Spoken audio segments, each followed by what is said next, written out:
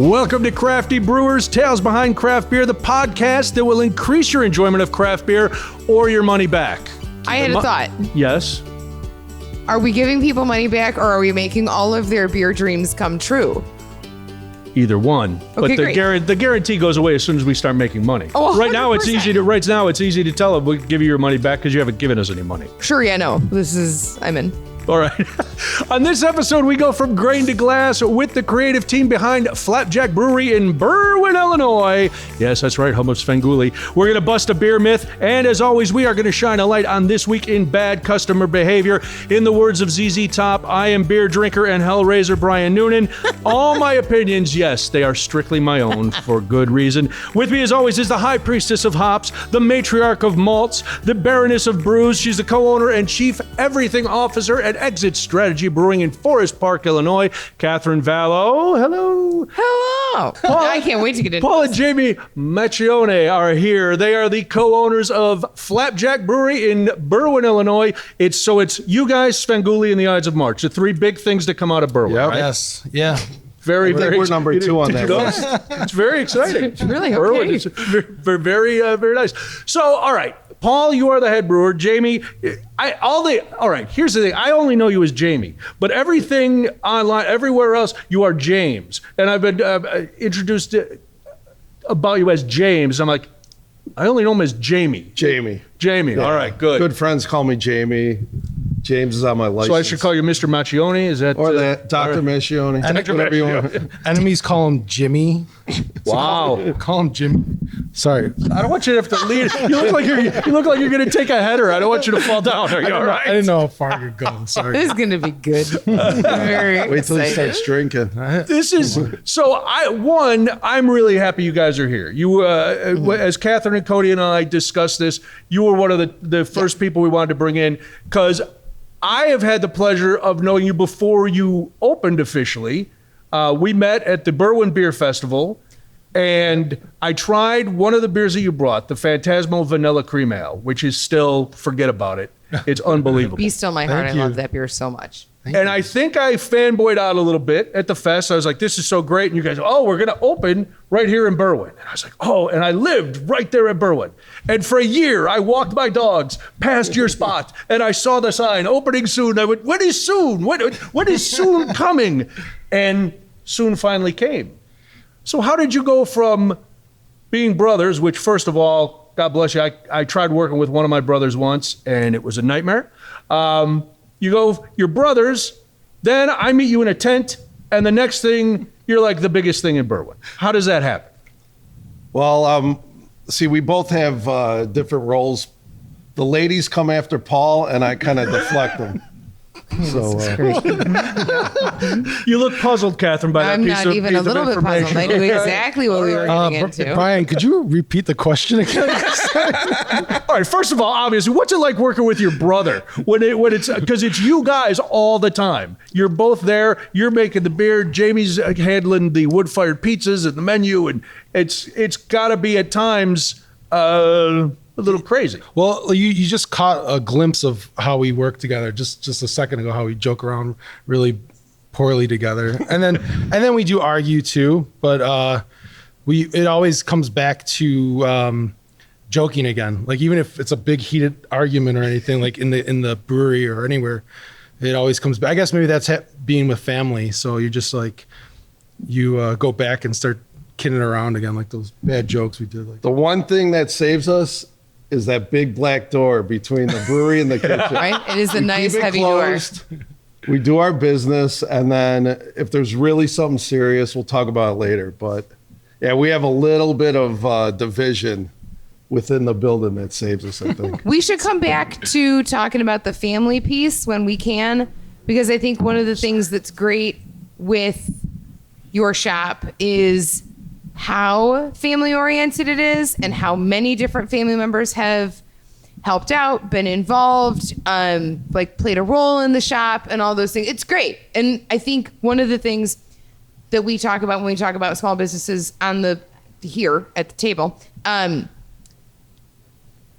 is how at the end of the day, so far we've had on 2 husband and wife teams and brothers. And Yeah, it's a very incestuous business. Is that what you're trying to say? It is, but at the same time, there's something to be said about doing the thing that is going to consume your entire life and then doing it with somebody that you can scream and yell at and you can get so super mad and then you can flick somebody in the ear and be like, all right, and we're done. Move on. Right? But it's cool. And not every operation works like that. And we see in the beer industry that there are so many family businesses. But yeah, anyway, we'll get back to it. I interrupted stuff, which is what we do. It's fine. So as I'm guessing, as brothers, I have 4 brothers. There were times growing up, didn't always get along. But from you guys started drinking beer together, and then making beer together, and that seemed to be like the bond, right? That's where this whole thing started. Yeah, we would just always at family parties, start drinking more craft beers, craft beers, and then we would start doing like brewery tours, going to different breweries. Okay.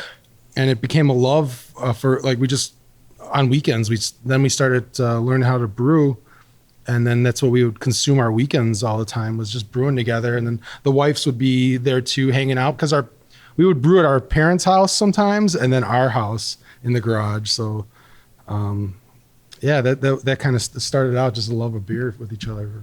And Jamie, you were not going into beer. You had gone to culinary school. Then you went on and you were in the business world. And then here's Paul.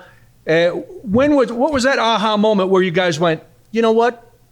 This is pretty good. The family, I don't know. I trust my family. They say the beer is good. What was that moment where you just went, yeah, this is the thing we should go after? Oh God. For me, it was more of a career thing, because what I was doing at the time, it was dying down. My company just went under, and I had to figure out what to do next. And Paul really seemed to like it. I liked making beer with him and drinking it. So it just went from there. It's like I didn't really have another choice business-wise. So you're like an officer and a gentleman. You have nowhere else to go. Yeah, exactly. Exactly. And so Paul rescued you. What you're saying is Paul is a hero. He saved me. I said, thank you, Paulie. Come on, much older brother. I'm only 24 years older than you. What are you talking about? Wow, that is a large gap. Is that right? No. I'm 4 years older than him. I was going to say, you're holding up pretty well, Jamie. Good Lord. That's very nice.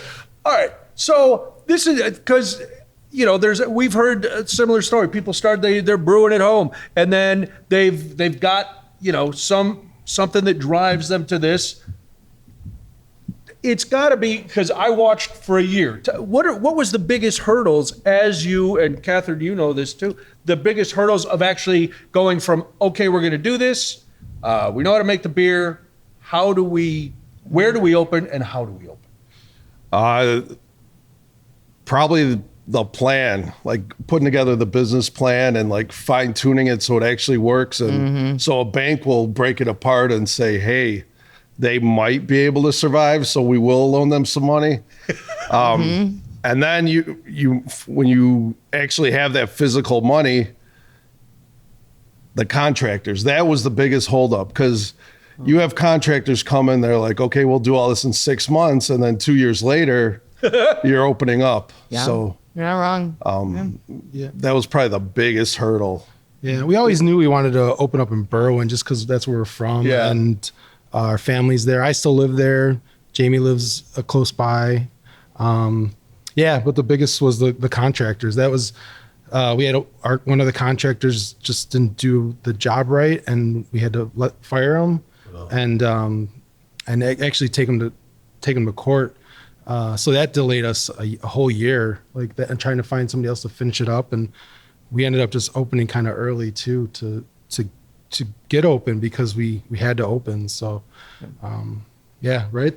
Finding the place was kind of hard too originally. Oh yeah. But that took us a while. So you guys are in the depot district, they call it in Berwyn, the fancy part of Berwyn. Yeah. That 2 blocks that's fancy. And I say that as a former resident. But you started out with a small place, a small footprint, and it was going to be the beer. And then how did the wood-fired pizzas come into the picture? Well, oh God. So our parents were probably the biggest, I guess, drivers for us opening. They were there at every point pushing us.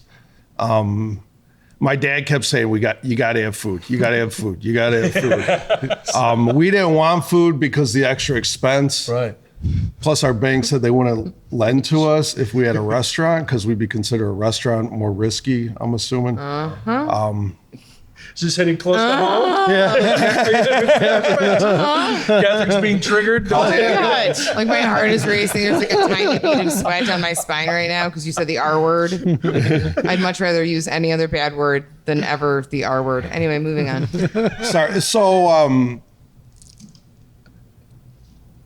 we kind of gave in a little to my dad. And obviously, we made As one pizza does. growing up as one does. Pizza's just big in our family. So I was trying to think what's the easiest way to get a kitchen in here where you don't need a whole, like half of the building. Right. So we had a wood-fired oven that is our only cooking source, and we make everything out of there. But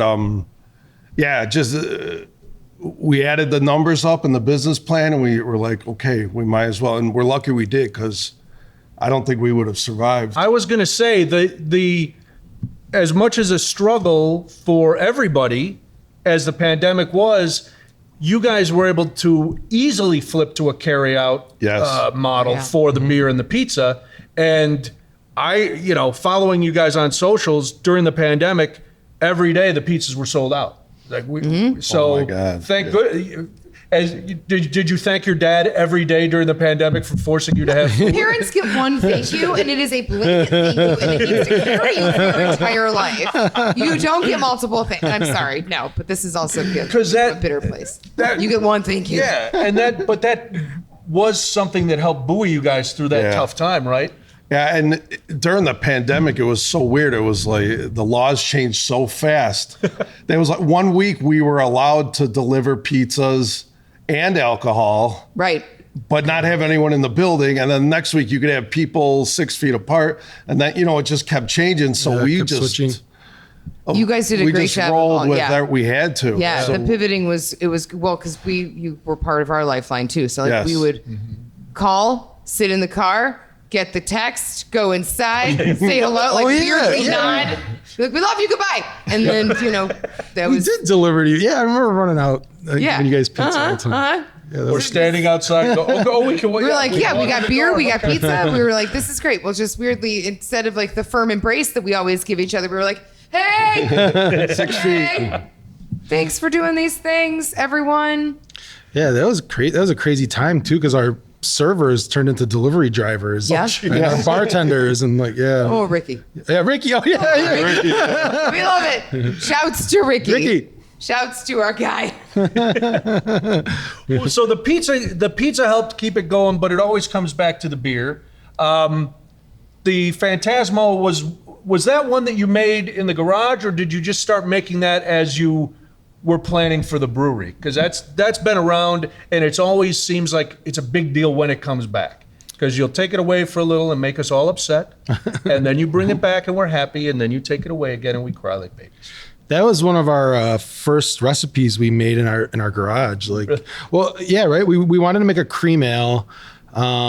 We were lovers of the Spotted Cow, which at that time they called it a cream ale. I think they call it a farmhouse ale. Yeah. But we really love that beer, and I mean everybody does, a lot of people. But we kind of wanted to do a cream ale. When we were new to the brewing scene, we actually put lactose in it. We thought just because it was called a cream ale. Right. And then we found out that you're not supposed to put lactose in it, so we changed the recipe and just kept tweaking it, and then we perfected that, put it to some contests, like brew contests, and then we just made sure we were going to have that as our flagship beer. I was going to say it's one of the cores. It's the one that's been around the longest. Yeah. It's absolutely flagship, right? Like it's so good. Yeah, and that's the only beer that's on the menu today that Paul and I actually worked on together. Oh, really? Yeah, because in the beginning, Paul and I were going to be brewers together. Yeah.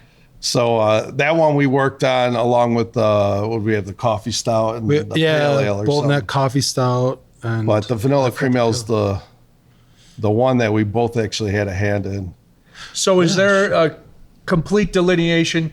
You, JB, you never get involved with the brewing anymore. Paul's the guy. That's his world back. Paul's the guy, but we'll bounce ideas off each other. But I won't just like come in one day. I'm like, I'm brewing, Paul. go open up the kitchen. Get off my brew system. Sorry, I don't know what it's. No, but yeah, it's Paul. Paul comes up with all the recipes. If he wants to try a new idea or something, he'll throw it by us. But yeah, Paul's the guy when it comes to the beer. So where do you get your muse? Where did the ideas come from? Do you have like something that a style that you would say, or you just what comes to you goes out?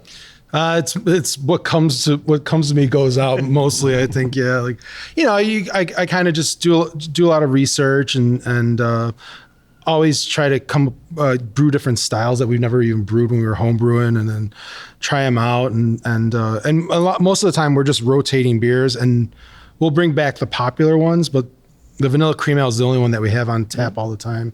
Everything else is just rotated, or we brew it once, and if people ask me for it again, we'll brew it again. So That's got to be confusing. And I think I asked Chris this too. How do you decide what you're going to bring back? Because, like Dreamcatcher in a Hoodie is one of my favorites that you guys do. yeah. And that's another one where sometimes it's there and then it's gone for a long, long time and it may never come back. Yeah, and that one I'll bring back, and usually I'll do it around in the fall, like so that I'll try to bring that one back. The more popular ones, the ones that people really like or ask for, some of the IPAs, like the Not Dirty Enough that I brought in. I this is the third time I brewed We should it. open one of these. Yeah, Oh, of course. totally. Which Yeah. one? You I can't see the name, so I'm just gonna, it's like 3-card Monty. You know what? This is the Not Dirty Enough hazy. If you All right, want to try sweet. it. So while Brian's opening that, you talked about doing research on styles and things like this. The beer industry itself is nothing if not just a wee niblet. Yesterday was a big day. Thank you so much. The industry itself right now follows a lot of trends. Like the craft beer industry Thank you. is nothing if not. No, I mean, I would say it's nothing if not trend driven, but it really is trend driven, Yeah. right? Like we as breweries follow what we see public consumption patterns to be. What are some of the styles that or like some of the trends and some of the style trends that you're like, yeah, this one is going to hit and this is going to be great for us, and we know that we can sell this style, versus like, I'm not going to touch this style because it is dumb and stupid and ridiculous, and it will be gone very soon. We jumped on, we got on, like, as you can see, we did make the hazy IPA. So That one, everybody had to hop on that ride real quick. yeah, that one was on there. I did do the, Oh, it's delightful, guys. That's great. I'll take a little sip. Yes. Yeah, take a sip. So Wet good, whistle. so good. You might have forgotten what it tastes like. Yeah, good job. Wow, who brewed this? Yeah, I mean, some of them I just I can't brew, or I don't know. It's a lot of, and I do it for the public, but a lot of times I'm like I like to gear towards the ones that I like or Jamie likes. Right. Okay. Yeah. Jamie always wants to have a lager on like an American lager or a light lager, and I always want to have an IPA on. So we're a little more traditional, I think. Which is great. Yeah, and then we do go to, we'll try it. Like I've done the brewed IPA. I only did it once. They're weird. I did a seltzer. They're cool I kind of just tried it, but Right. it Right. just it didn't. It like in Berwyn they like the lagers, the traditional IPAs. They do. A lot of people have been asking for like the milkshake IPAs or the fruited. Do you look at them and very aggressively stomp your foot and say, absolutely not? Is that in fact the hill you will die on? That you will not go with milkshake IPAs? I mean, I've done. I just haven't done a fruited IPA with like lactose. But I don't know. I just haven't. I haven't gotten around to it. So yeah. Wait, I like the way you're going. Well, I might have. But we just go more to like if I'm putting like fruit, I'll do a fruited sour or like a fruited cream ale, something like Your sours that. they're fire. They're Yeah, so we do good. the sours and They're great. we do our collabs with Exit Strategy, and those are the best ones. Wow, nice cross promotion. It's great. It's great. But it's more. I have a template, kind of what I want to keep on. I do usually like 2 IPAs, a West Coast, a dark beer, a Belgian or a German, or like an American lager. The cream ale is always on, and then what else do we have? That double IPA, pale ale. That's what we usually keep on as a template, and then we just rotate it. We do like a rotation. So Is the market in Berwyn a little different? Is there something specific that you went, oh, I bet our customers will really like this style, and they went, we're gonna burn you at the stake. We won't drink this. I'm trying to Like a Svengoolie session IPA or we wanted to do a Svengoolie, but it's tied to was it WCIU? So yeah, It's a whole lot of licensing. Yeah, I would think, it was right? licensing. That's how about a rubber chicken? Just Maybe a steal the rubber chicken beer, Just yeah. steal a rubber chicken. but sorry, Brian, what was the question again? Was there a style that you thought the folks in Berwyn would like? Because you guys, you do get people from all over, and you've been featured on Chicago's Best and all different things. You get people from all over, but really the nice thing about Flapjack is it's a really neighborhood bar. Like I think all neighborhood breweries become, what used to be just a corner tavern. Yeah. So was there something that you thought, oh, we know our customers, they've been coming in for a couple of years, they're going to love. And boy, oh boy, you miscalculated. I got it right here. The seltzers. We went on the hard seltzer, and we did a strawberry hard seltzer. It sold pretty well, and that was during the pandemic in the summer. The last one we just did was It's a mango something. mango agave lime, and it didn't sell. And then I knew the seltzers kind of the trend was going down too, and I thought people would like it, and it just stayed there. We had a hard Shout time out to selling the it. good people of Berwyn for having taste. So That's very nice. So we decided not to make seltzers anymore. We're just sticking to sours. I have a dedicated tank for our seltzers or our sours, and I'm just going to stick to the sours. So, Nice, perfect. Yeah. sours sell there. So Yeah. yeah. And Well, they sell everywhere, right? I mean, you guys do well with sours. I think it's stylistically something that can, like, once you have the base, I think of sours, like I think of the Lego plate. So Okay. like when you're starting to build a Lego house, you just get like the base plate. So once you have like the base of your structure for sours, and for even, I think for a lot of hoppy beers too. So once you have your base, you can build a different structure on that base, right? So like, yeah. And sours I think are great because every place that does them there's going to be similarities and differences stylistically, but they're always just a very, very, that's a great trend that kind of has really started to develop between like the strains of souring agent that you use, whether or not you're using lactose, the fruits that you're putting into it. Those I could talk for hours about funky sours and like all those good. Yeah. I mean, they're cool. What am They're I cool. missing? Am I the only person on the planet who doesn't like sours? Okay, so here's no, you're not. But I think what happens is when we talk about certain styles of beer, we have to almost talk about what are the other things in your life that you consume that have similar flavor hits on your palate. So, for example, Nothing. I don't like any sour candies. Hate them. Do you enjoy sour cream? Have you eaten sour cream in your I do lifetime? not use sour cream ever because I find it disgusting. Fascinating. Yogurt. Rarely. Okay. Now, I have tried. To be fair, I have tried numerous sours. yes. Numerous, because I'm like, there's got to be. There was one, and it was based on a grape popsicle, and I can't remember who did it. I had it in a beer under glass, and it was like, ooh. You know why? It wasn't too sour. was it tart? It was like It was just a little bit of tartness, but Yeah. not a sour. This is interesting. So this is one of the things, like when someone says I don't like X, I kind of walk through other things. I like that are this. Similar, It's like I'm at the shrink. right. You know? So like, tell me, something Brian, sour do you ever touched enjoy you? sour cream? Were you ever Are touched you by a fan of lemon? Crema? Have you ever No. once enjoyed the company of a Greek yogurt. Always Okay. with something else in it, though. So what you're doing is you're actually explaining that your palate doesn't like those souring agents because all of those products have a souring agent. They have an agent that's put in that makes the chemical reaction that makes it sour. So like lactobacillus. Welcome to Bill Nye Wow, the Science. this is very nice. Chemistry. All of those things have lactobacillus in them, and lactobacillus is what sours up sour cream, but what sours up Greek yogurt, and it's part of this fermentation thing. So like if you don't like those things, then you don't like and won't like Right. sour beer. It's kind of like, and you guys have probably heard this too, when someone comes in and they're like, I don't like dark beer, and you're like, but hang on, do you have coffee? And they're like, oh my God, I drink like a gallon a day.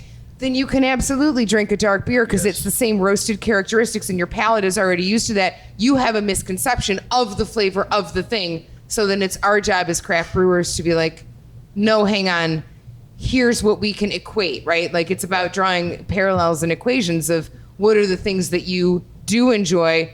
And so now we have found out that That there's it nothing. isn't sour beer. It's Right. Sour everything. it's a souring agent that you don't enjoy, which is super fascinating, right? And so like folks, I've always said I'm super fascinating. Cody will tell you. Right, Cody? Oh, I'm super fascinating. so fascinating. Like Cody right now is like giving a weird side eye nod and like a half thumb up. Cody's like, I've had to do this for so many years. It's not even like a cool I've had to There's prop no him thumb up. even up anymore. There's like a weird so like hand. tired Yeah. of propping him up. Oh God, I'm just. I mean. But yeah. All right, so that's good. So, and I find it fascinating that there's so much goes into when people come in and they talk to you or you know whoever's at the bar or you can, and they say that instead of just going, well, all right, here's a light, you know, here's our non-blocked out ale, or here's Fantasmo. You'd have to be soulless not to like this beer. And if you don't like this, it's the easiest. It's the Right. most You're accessible. half so dead and hit enjoy the brakes. rest. Get out. Get out.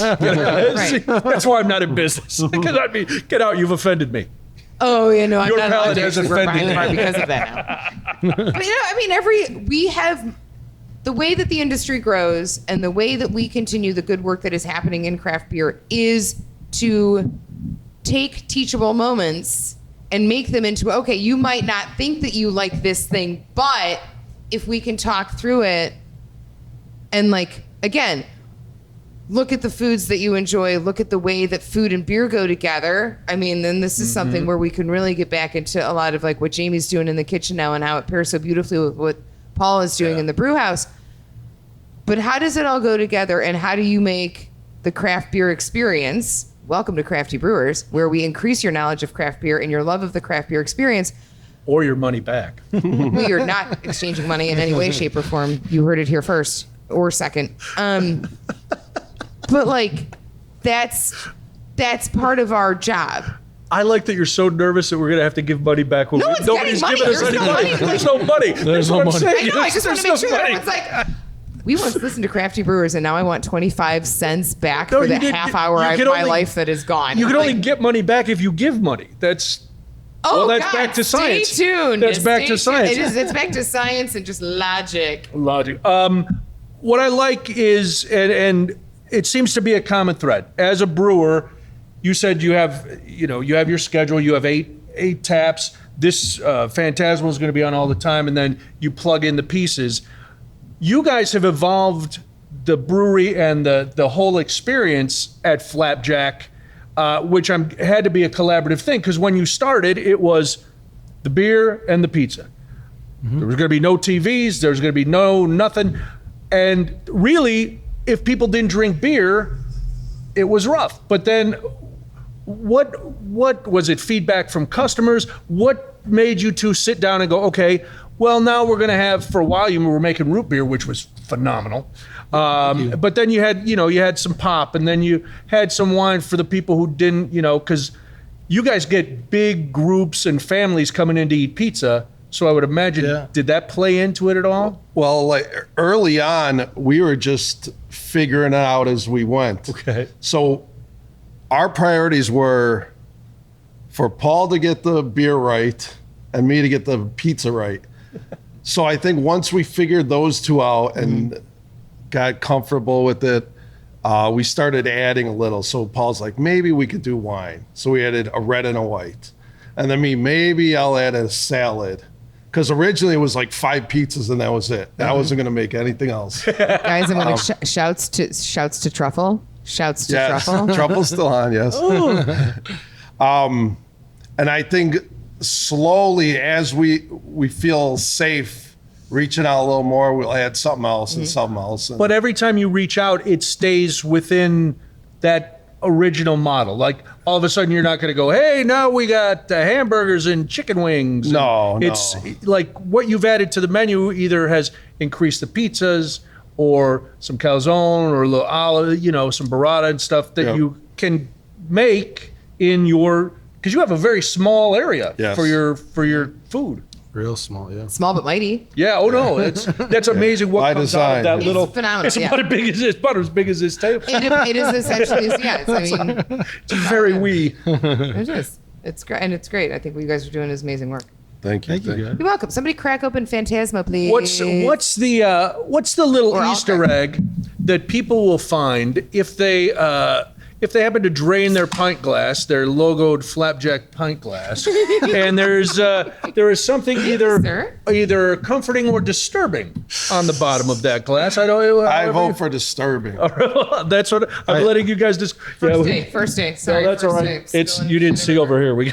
There's stuff all Yeah, over there's something with the crawler design that the way that it's shaped. I don't know if it's ours only. It spills. Like one of our customers pointed that out to us. Like, every time I pour your beer, it spills. I'm like, something with Thank the you. I'm lip. not in Drank charge too of much. that. Sorry. Move along. Maybe we gotta hold it way up here. Right, move along. I'm not in charge of design. Yeah. So what's at the bottom of the glass? Well, Jamie says it's disturbing. I think it's comforting. So our logo when we were starting out was we were just messing around with designs, and I used to work in a silk screening company with I learned how to do Adobe Illustrator and everything, and I had a little picture of Jamie from was it 3rd grade? That was my 3rd grade class photo with the 3-piece suit. You had a 3-piece suit on. Nicely parted hair. 3rd grade? What are you going to sell Buicks after school? So we had is it on? No, it's not on these. I thought I had it like hidden. So I made a drawing of that 3-piece suit, like his face, and then we had it etched. We had it etched into the nucleation of the 16-ounce glasses. So when you're like finishing your glass, you see Jamie's face in there. But I think most of those are gone. I think. Yeah, a whole new batch I think is so in, because we switched from another company and they didn't do the nucleation. Oh. So there might be some that are mixed in there. So you're saying they're collector's items? They're collector. Yes. Yeah, if you have them, they're in like some of our shirts. There's a little picture of his face. It's not on any of our stuff, but some of our shirts have his face hidden in there. So We're like, where's Waldo? Very exciting. Where's Jaime? did you see it? Did you see it? Yeah, You found it? I've got one of the original glasses. Oh, okay. So I have it at home. So yes, every time I drink out of it, I close my eyes that last sip. You That's vomit right into the glass. yeah. Anytime I see eyes coming back from a beverage, I've either had too much or I know there's something devilish going on. Things are not going Some well. kind of sorcery? Yeah, it's like What is this sorcery? drinking at Hogwarts. I don't need that. Oh my God. That's a whole other episode. How great would it be to drink at Hogwarts? That's the saga. You're welcome, adoring fans. One fan. So You far. guys have really integrated into the community too, because like I said, if you go in there on a Friday or Saturday in the Flapjack Brewery, which for those of you who are in the area, 6833 Stanley Avenue, Berwyn, Illinois, flapjackbrewery.com is the website. It's not just people sitting at the bar. There's always a wait for tables, and there's families and little kids and older people and the trendy millennial folks and people getting off the train because you're right across from the train station. Yep. How important or how heartwarming is it that you really have been accepted by the community, especially since you grew up there? So I'll take it. Jamie, lean back. I'm out. This question is weird. No, it's amazing. We didn't know what to expect when we opened. Like, I didn't know if people, because it did take a while for us to open. We had the brown paper on our windows for like a year and a half, and people were like, when are they going to open? We thought maybe they would lose interest in us, and so it was really surprising that they took to us, like the beer and the pizza, and people come by and make it their weekly spot. So it's great. Like we have a lot of locals that come in, and when we're like in the kitchen making pizzas, we're like, I can't believe people actually come here to eat and drink. At least once a month, because Paul runs the oven on the weekends, and he'll turn to me when we're really busy and there's standing room only, and he's like, wait, people actually like are sitting at home and they're like, oh, let's go to Flapjack. It's like, what the? Right? So yeah, sometimes we just don't, it doesn't register for us. We once had a moment, we were sitting, it was like Thanksgiving. It was either Thanksgiving or Christmas, whatever. There was a lot of food involved, and it was a winter holiday. And I remember looking at Chris, and I was like, do you know how many people right now are pouring like Exit at their tables? Like, that's weird. Yeah. And then he was like, oh God, we're like somebody's holiday. And I was like, yeah, it's so weird. Like, why are you here? Guys, it's cool, but really? It's very surreal. Yeah, definitely. Do you believe somebody actually had a conversation? Was like, you know where we're going to go? Yeah, it's real weird. It's amazing. It's just real weird. And it's, for if people who live there, it's a great location because for most of Berwyn, you can walk to it. That was my MO back in the day. Yeah. always walking. But it just, like you just did a collaboration with the fire department. Yes. Which, I tried recently was the, tell everybody what it was. The Bomberos Locos, the Mexican lager that we collaborated with the Berwyn Firefighters Local 506. How does that come around? Mike from the firefighters, Berwyn Firefighters, actually reached out to us and wanted to. We first did our Czech pills with them, and he's like, "Hey, can we collaborate and make a beer together?" And I'm like, "Yeah, sure." Like, what do you want to do? And then we came up with it, and each beer goes $1 of a pint sold goes to a charity. So we're doing Youth Crossroads this time. Nice. So it's good. It's a good. And then they made shirts too, that go to charity too. So it's a great. It's fun too. We have the firefighters come in and they help me brew for a little bit or come in kegs. So Do they do grain out? No. They usually pour the grain. Because we manually put the grain in and but stir. they need to grain out. I know. The worst job. I was going to say, explain that for people who have no idea what grain out is. I mean, you three know. But Imagine, if you will, just pounds and pounds and pounds and pounds of soggy, wet grain that has the consistency of oatmeal that's kind of sort of been sitting in some water, right? So it's like porridgey, and you have to there's a rake, and you have to go into the brew cap. You're raking grain. okay. The only way that beer gets made is with grain. You may have heard. So you got to get it out. You can't sit in there. You got to get it out. So all you're doing is like, you're heave-hoeing just a bunch of grain. You're getting the grain out. And it's called grain out. And it's everybody's least favorite job. I would challenge any other brewer that comes on to be like, what is your least favorite part of the actual brewing process? And 9 times out of 10, it's going to be grain out. If you're doing manual grain out sucks. with a rake, it's because then you got to lift the garbage can and you got to dump it in the dumpster, and it's like all this stuff, and it's it's my rant is over about grain out. God damn, it's the worst. I always have to time it, and we have them come early in the morning, like during the start of the brew day, but they can't stay the whole time. So I wish I have to time it where they do the grain out instead. Right, because what are they doing? Standing there watching MASH happen? All they're doing is soaking. I mean, you're soaking grain with water. No, come on, firemen. Come for the beer, stay for the pizza or the grain out. Yeah. No, come for grain out, get rewarded with pizza. Perfect. That's true. Catherine mentioned this before, a couple things, and then we forgot to even do our myth. We're going to do our myth in a minute, of busting a myth. Catherine mentioned how everything that comes out of the kitchen, Jamie, pairs really well with the beer? Is that how much consultation between the two of you before you decide, I'm going to add this pizza? What do you get? Do you look at what he's going to be brewing, or does he ask you? Do you tell him, stay out of the brew hall, I'm taking care of this? Yep. That's exactly. No, you can answer. I'll have Paul cook. Well, I mean, Somebody's got to go. I'll usually gear towards the pizzas that he already, because he has his set number of pizzas, and then sometimes he'll do specials. But I'll usually make a beer that'll pair well with any of his pizzas, or otherwise, if we're doing some kind of special beer release and pizza release, we'll try to find out what pairs well.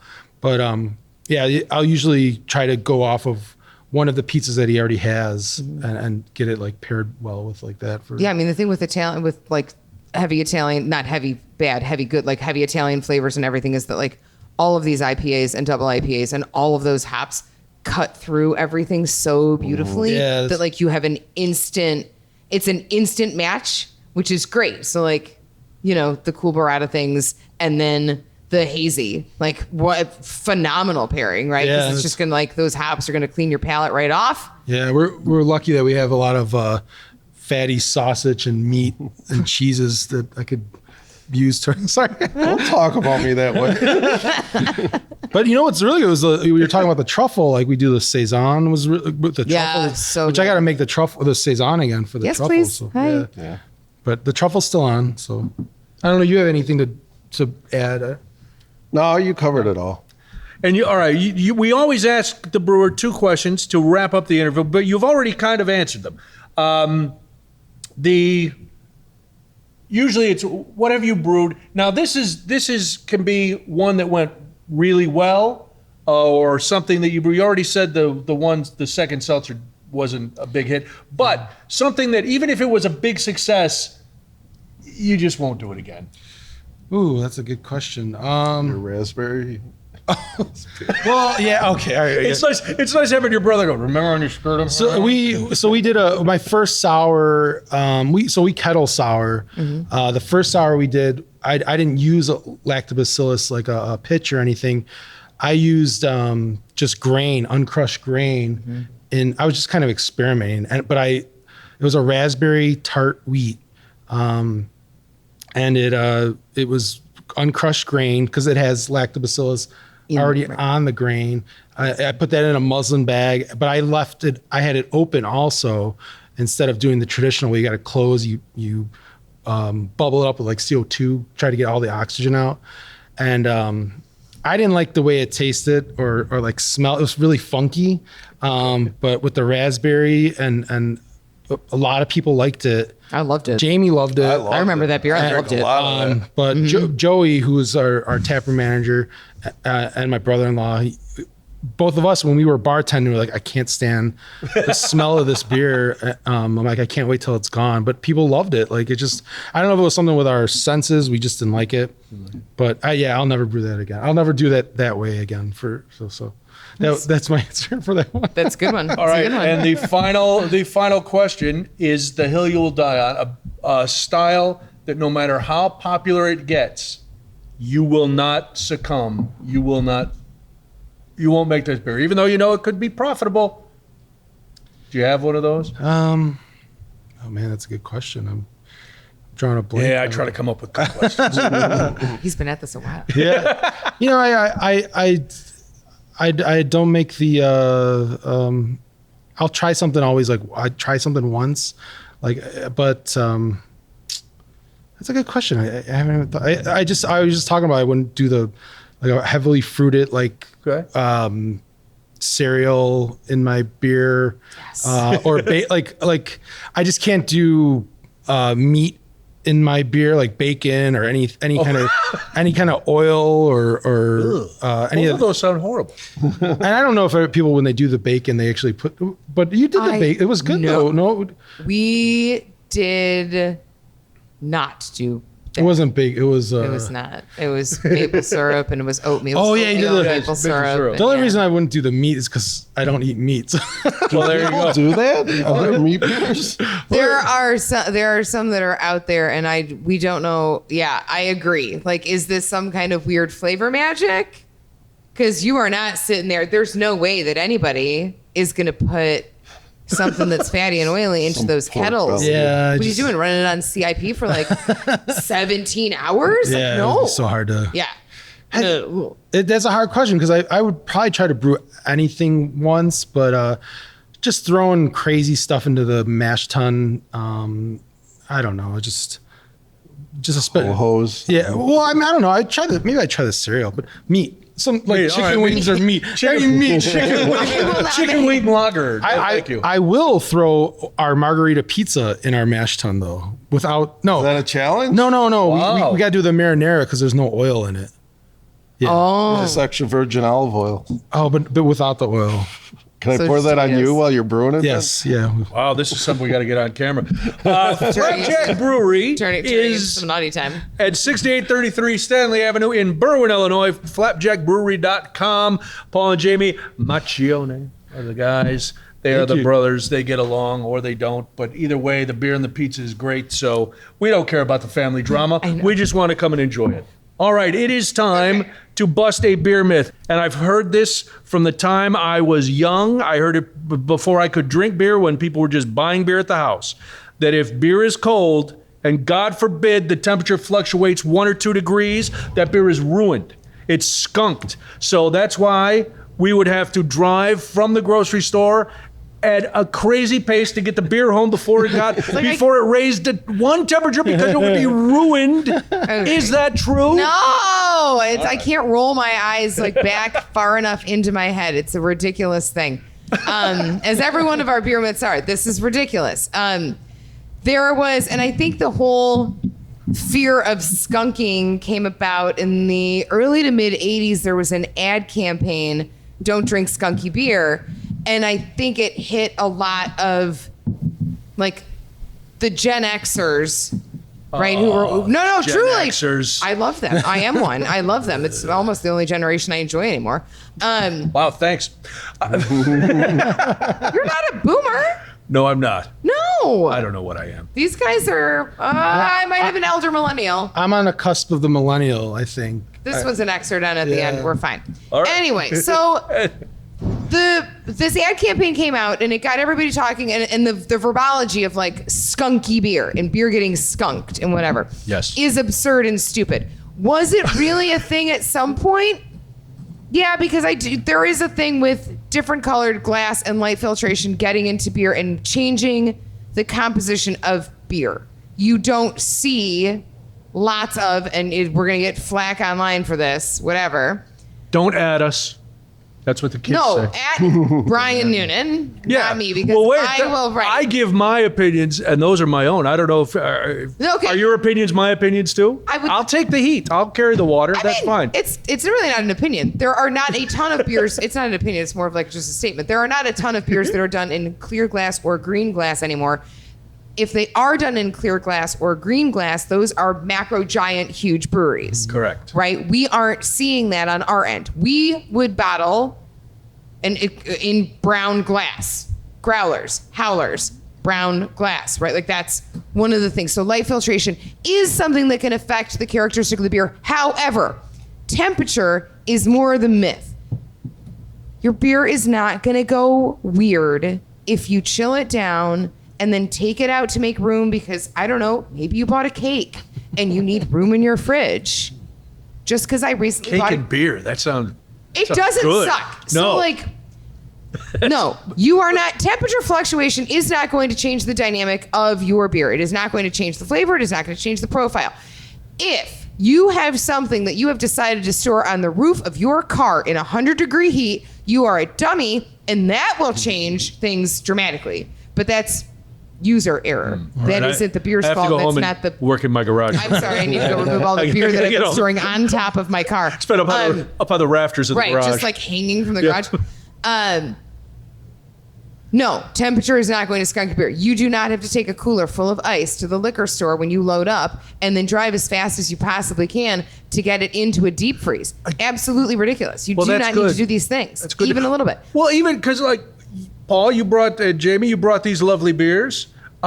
They were cold when you sat them down, but then we started talking and chit-chatting, and then we poured them, and they're not icy cold anymore. No, they're not. But they don't appear skunky at all to me. No. But Mr. Noonan, Yes. what was the other myth? I know you don't have to drink beer icy cold. You It's better to do not. let it warm up a Just little bit. debunking, left, right, center. Just We don't- debunking myths. Listen, are we increasing people's appreciation of craft beer? I would hope so, because at some point we've talked about souring agents. We're debunking myths. We're going through things and All right, very talking good. about the process. We're talking about how greenhouse sucks. So nobody is going to ask for their money back. There is no money to give. Right. All right. So, well, then that myth, I don't have to rush home. Would you agree with Catherine's assertions Yes. on that myth? Yeah, the skunking's caused by the sunlight or the light hitting the hop, like the Not matter. the So hop if I'm in matter. a deep hole, even if it's really hot, my beer is not going to go wrong. No, yeah, if you don't have any light, if it's dark in that deep hole. Oh, of course it is. I like to drink like a mole man. I just bury myself and start drinking. If it's like 100 degrees, it'll just speed up the aging process of it. Right. My beer, aging process or the You're beer's both aging for Yes, all. the answer is yes. But no, temperature fluctuation is not going to do anything. Your Good. beer is not going to get skunky. If you don't put it in the fridge right away, nothing is going to happen. Your beer will be fine. Everybody calm down. Yeah. All right. Now, we always wrap up the show, and I can only imagine you guys will be able to empathize and perhaps throw down and top Catherine on this. It is time to shine our harsh light on this week in bad customer behavior. It's true. All right. So we're going timely on this week's focus. Oh. Because, and I know we recently were at a giant beer festival. So the focus of our bad customer behavior this week is customer behavior at a beer fest. Ooh, I like this. Right. I like so now this. in the minds of humans, they're like, but they're not customers. These are paid people and they can do whatever they paid a ticket price to get in, blah, blah, blah. I can do whatever I want. Wrong. You're wrong. You can never do whatever you want. And if you are a rude dick, then you especially cannot do it. So I'm sorry. This is because you always seem very flustered if I say something like. Oh, I'm very concerned but I about you love- being like, because she probably has a night job. And you're like, oh, no. No, but I love Always that you just say that? people can be rude dicks. If you're a rude dick, you're wrong. I agree with you 100%. I'm just So- like, okay. Our story stems many years ago. We had just gotten our LLC and we were just newly incorporated as a brewery. We were not physically open yet, but we were now allowed to take beer and pour at festivals under our licensed name. Okay. Right? So we went out to and I will proudly say this, we went out to the Barrington Beer Fest. Wow, nice. 100 flex. years ago, it wasn't. It was like 9 years ago. We went out there and it was our very first one. And we took our pale ale and we took our pomegranate wheat. And we were so proud. Sorry.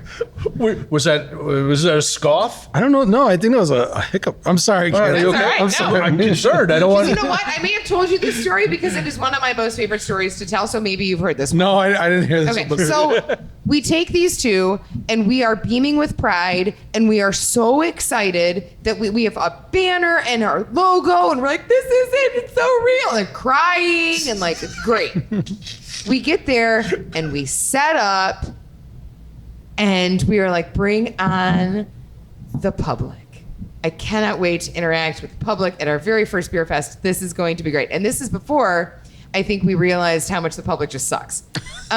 So we're at the beer fest. But we love when they come in. We love when they come in. Come and hang out. But like, there's not a person out there right now who isn't like, you know what, the public does suck. I'm part of the public public. does suck. And sometimes I suck.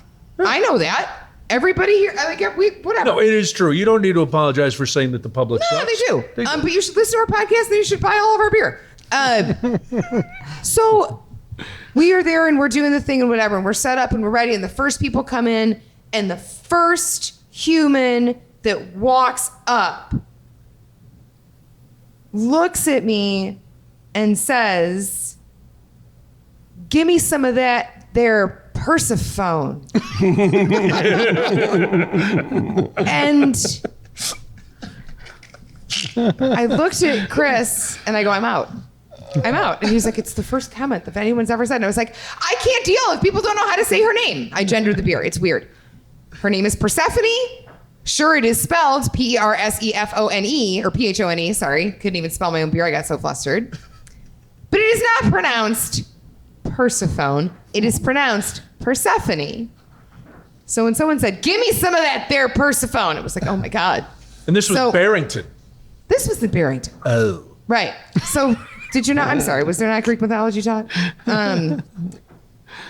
So I hand over Persephone, to which this same human who didn't know how to say the beer's name took a sip of it, threw the cup on the ground, spit the beer out. And I was like, you can't do that. And this person looked back and goes, yeah, but I don't like it. I was like, there's a trash can to your left.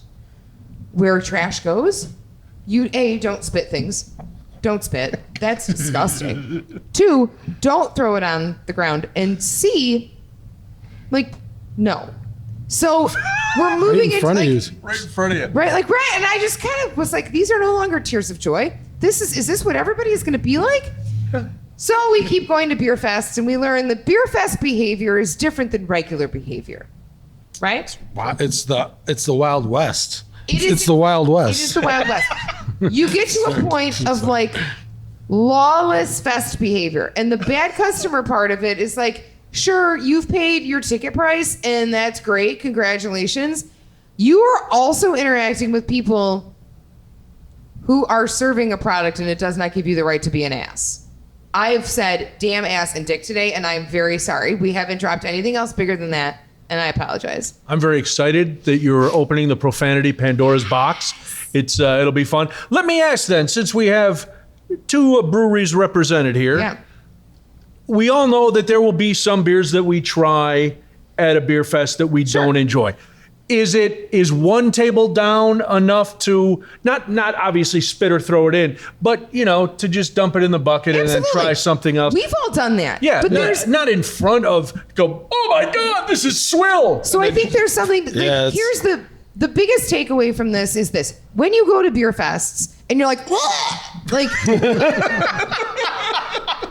you have to understand that what you're doing, there is a human being who made that product. And you're probably at the beer fest because you cannot make that product. You are there to appreciate what someone else does for a living. And you don't have to love it, just like you don't have to love every person on God's green earth, but you don't have to be a dick. You just don't. You can walk down 5, 6, 7, 10 feet and be like, you know what? This is an appropriate dump bucket. I'm going to dump the beer that I'm not currently enjoying. I'm going to rinse out my glass, and I'm going to go get something else. What I'm not going to do is make a face, make a scene, and be a dick. All right, I know you guys go to beer fest. What aggravates you when people come up? Oh, I mean the dumping the beer is all right, but if that's I've never experienced that. That's crazy. Right. But just making a face right in front of you, what is this? And then I hate this. I don't come to your job and tell you that you're doing a shitty job at spreadsheets. Is that why you guys send other people to pour the beer? Yes. I mean, a lot of times at the big beer fests, the actual people who make the beer are not there. So, now you're there a lot. But and I know Paul's there a lot. Yeah, we do. But a lot of right. You guys go a lot, so you're there.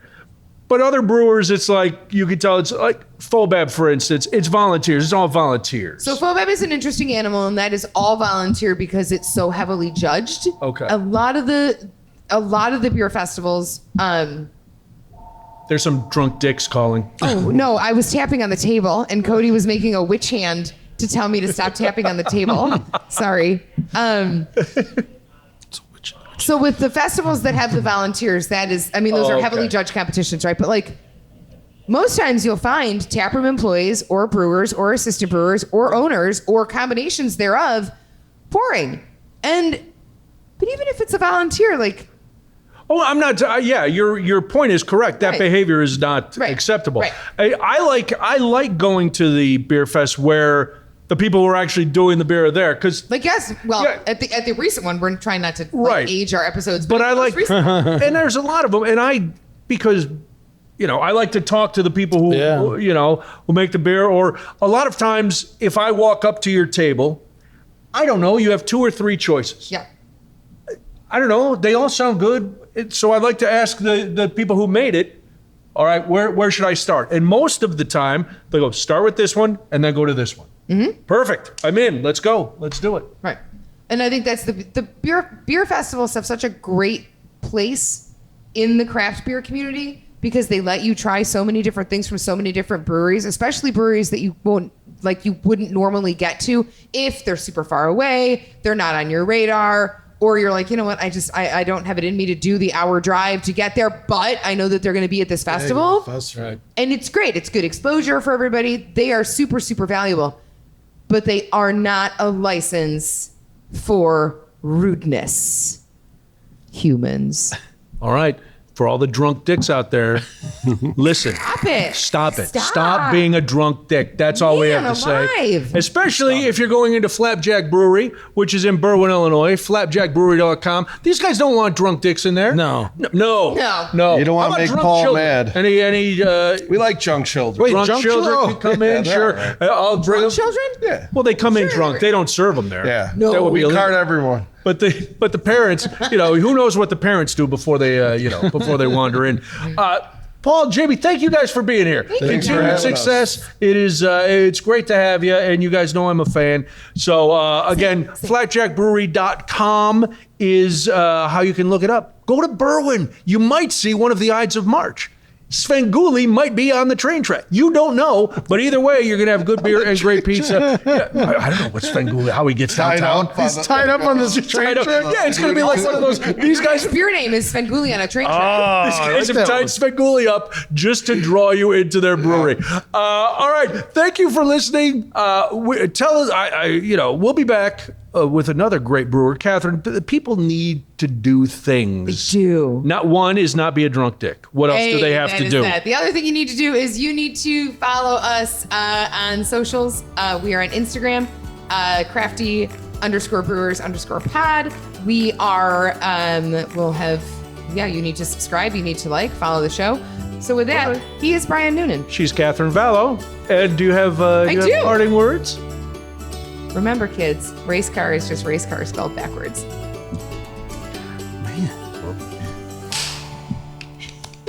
That was really good.